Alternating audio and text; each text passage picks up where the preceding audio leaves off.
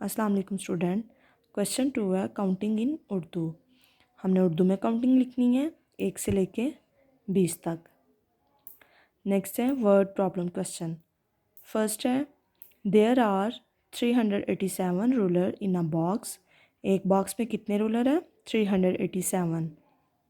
Then Akbar put 113 more rulers in the box. Akbar ने कितने box में रूलर रख दिए हैं? 113। How many rulers are there in the box now. अब हम इनको ऐड करते हैं और देखते हैं कि हमारे पास कितने रूलर्स हैं। हमारे पास वैल्यू है 387 प्लस 113। 7 में 3 ऐड करेंगे तो क्या हमारे पास वैल्यू आ जाएगी? 10। तो हम 0 लिखेंगे, 1 को कैरी काट देंगे। ठीक है।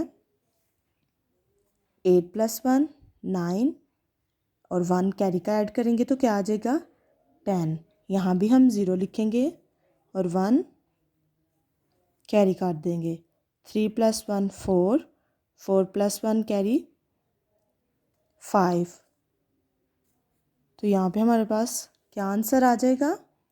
500।